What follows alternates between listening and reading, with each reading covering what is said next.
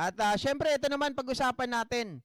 Yung pag-iinit po ni Senator Bato, mga kababayan, kaya doon sa mga executive or doon sa mga official po ng gobyerno na hindi umattend doon sa hearing. At ngayon, may sumagot dito kaya Senator Bato. Pinatulan po ni Congressman Asidre, mga kababayan, at tinuruan ng leksyon itong si Bato sa pag-insist po ng sabpina. Pakinggan muna natin yung narrative nitong si Senator Bato at galit na galit bakit hindi daw po siya sinipot or hindi sila sinipot kasi gusto niya pong makaganti. Gusto niya may mapagtuunan ng pansin. Sabi ko nga sana pumunta si General Torre, tingnan ko kung kaya niya. What we have right now in front of us are empty chairs. Itong ginawa ng mga opisyalis from the executive branch of government is a total snub to as far as we're concerned.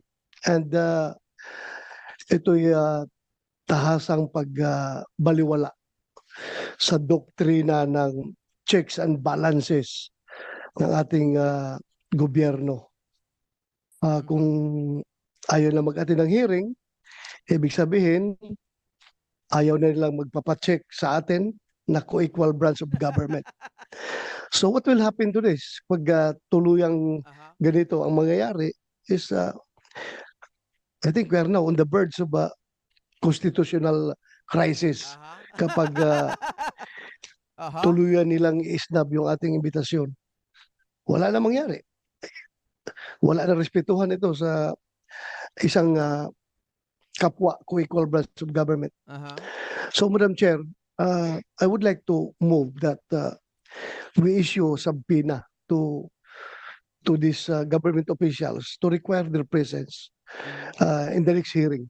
Kung meron ka pang gaganaping hearing, dapat masubpoena ito sila para magkaalaman. Klaruhin natin ito. Okay. Mga kababayan, etong si Senator Bato parang isang senador na umupo lang dyan sa Senado na wala namang alam. Remember po mga ka-GP Natics, no? Meron tayong tinatawag na 3 branches of the government, which is the judiciary, the legislative, at the executive. Mga kababayan, si Senator Bato ay nasa legislative, 'di ba? Ngayon, between Congress, lower house and upper house, siya po ay pinapatawag din naman noon, 'di ba? Pero hindi niya po ito inaatinan. Anong sinasabi niya? I don't want to sabi niya gano'n, to communicate, I don't want to attend doon sa isang pagtitipon na kung saan puro clown lang naman, sabi niya gano'n. At ayaw ko rin magmukhang tanga. Ayaw kong maging example ng ako yung maging kauna-unahan na part ng legislative tapos iimbestigahan. Meron naman daw parliamentary courtesy. Tama siya, mga kababayan. Dahil sumagot po itong si Congressman Asidre sa kanya.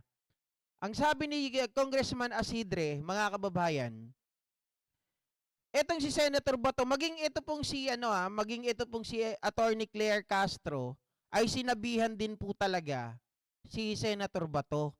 'Di ba? Ang sinabi sa kanya, "Ba't ikaw hindi ka umattend?" Na sana noon ay natanong mo sila 6 na oras na nagtatanungan mahigit yung mga yan pero hindi ka nagpakita. Ito ngayon, sagot ni Congressman Asidre, siguro ang tanungin na lang ho natin, sana ho hindi makalimot ang senador or ang senado na kahit sa House ginagalang din ho natin ang interparliamentary courtesy sa mga kasamahan po sa Senado na nasasangkot sana katulad po ni Senator Bato sa kadahilanan ho ng war on drug. Siya po ang PNP. Pero hindi po siya pumupunta, hindi po ba? Mga kababayan, at nagyayabang pa ito. Sabi niya ganon, tanggalin niyo muna ako. Sabi niya ganon, tanggalin niyo muna ako sa pagiging senador. Kailangan matalo muna ako kahit araw-arawin niyo akong pumunta dyan. Sabi niyang ganon. Kung araw-arawin niyo ako na pag wala na ako sa Senado, araw-arawin niyo ako magpakita dyan, pupunta ako kahit dyan pa ako matulog. Sabi ni Lilibet Jose, sorry ka GP, lipat muna ako sa ibang vlog, batong-bato na ako dyan kay Bato. Sabi pa ni Isidre, invoking executive privilege is valid, legal and excusing officials in Senate ICC hearing. Sabi dito, Assistant Majority Leader Isidre, the decision of some cabinet officials to invoke executive privilege to excuse themselves from attending a Senate hearing on former President Rodrigo Roa Duterte's international criminal court arrest is well within legal bounds and backed by the Constitution or backed by the Constitution. Mga kababayan, maliwanag po na ito ay nakalagay sa ating saligang batas, sa ating Constitution. And ang unang gumamit nito, hindi lang po ang current administration. Bagkus ito po ay nagamit dati nung administrasyon ni Gloria. Alam, nakikita dito, klarong-klaro po, nasa Constitution ang pag-invoke po ng executive privilege. Ito ay isa po sa mga nasa loob po ng kapangyarihan ng executive.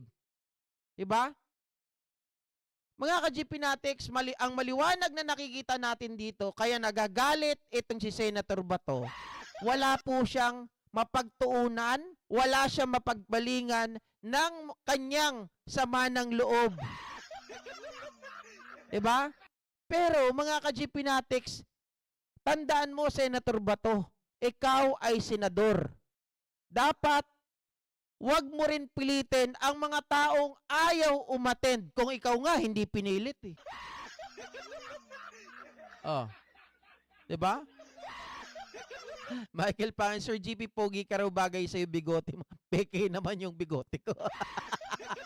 Pangarap ko lang yan, si Michael Pangan.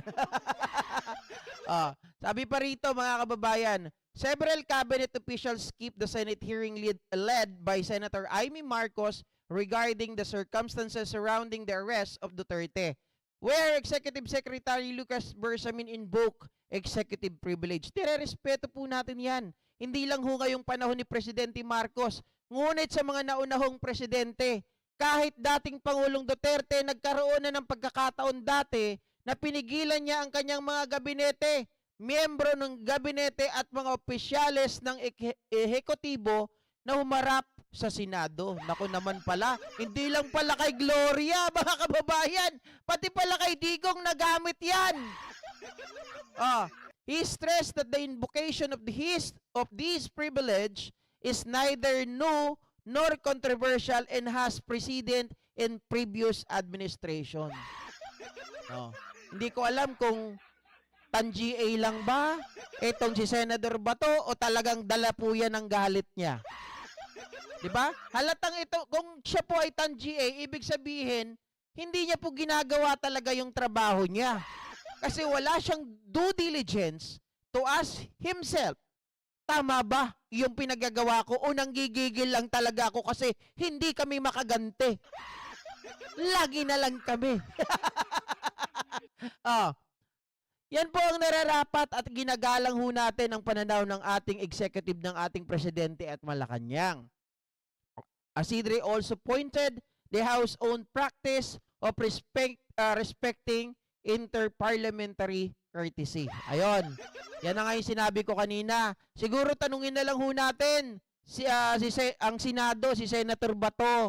'Di ba? Siya po ay iniimbitahan sa House of Representatives para sa pag-iimbestiga po ng war on drugs. Pero ayaw niya pong pumunta. At tinatawag niya pa pong clown ang House of Representatives at bakit daw siya magpapakita doon. 'Di ba? Sabi ni Isidre, maganda sana kung humarap din siya sa Quadcom at sa mga pagdinig sa House of Representatives. Pero sa kadahilanan ho ng parliamentary, interchamber courtesy, hindi ho natin ini-insist po at ginagalang po natin ang kanyang katayuan bilang isang senador. Nadali ka tuloy ni Asidre. Alam nyo, si Asidre, mga kababayan, isa sa mga hinahangaan ko dyan sa House of Representative, no? Aside from Luistro, Rog Gutierrez, sila Kong Acop, itong si Ace Barbers, itong si Dan Fernandez, sino-sino pa? Yung sa Iloilo, mga kababayan, si Paduano. Isa ito si Asidre na talagang hinahangaan ko, no, mga kababayan. Hindi lang dahil na tawag dito, naka one-on-one ko na ito na interviewin. At talagang super talino. Sobrang talino ni Jude Asidre, mga kababayan. Kaya walang-wala itong si Bato de la Rosa pagdating sa talino. Kaya dapat nga sa totoo lang, wala namang kwenta ang Senado, dapat ma-abolish na yan. Diba? Nagiging pahirap lang, imbis na sila. Pero yun yung pinamumugaran ngayon. Ang Senado ng mga pulpul na senador. Walang ginawa kung hindi ipagtanggol itong si Duterte. Walang ginawa kung hindi kumain, magpahinga, magpalaki ng buto. Ay. Diba? Oh. Hindi, totoo po yan. Raypan Barandino. Sobrang natatakot na itong si Senator Bato. Takot na takot, mga kababayan. At saka, yung ginagawa nila na to, personal, yung galit nila sa mga member ng executive na nagpahuli o humuli dito kay Digong Duterte, mga ka-GP Natics. Pinag-iinitan niya, tingin niya naman, kaya niya. Si Amy Marcos nga, pahiyang-pahiya eh. Ikaw pa kaya na wala ka namang alam. Ha? Diba? Sabi ni Jim Gold, Neutron, mga pro-Duterte China candidates ang haharang sa kaunlaran ng ating bansa. Sana hindi sila manalo. Correct. Tama po kayo. Yan po ang nagpapahirap sa bansa natin. Yan din, sila din ang nagpapahirap sa gobyerno natin. Gina 31, buto. Diba? Totoo naman po yun eh. Kasi nakakalimutan ata ni Senator Bato na meron po tayong tinatawag na branches of government. Na kung saan po tayo ay, siya na nga mismo nagsasabi, co-equal, mga kababayan. Pero siya mismo ayaw niyang galangin yun. Sige, subukan natin. Paatinin natin yung mga executive na gusto nilang umattend. Pero, ang sagot, kailangan a-attend din siya sa Quadcom. Sige nga. Sige nga, yun ang hamon kay Senator Bato. Kailangan umattend din siya sa hearing ng Quadcom. Diba?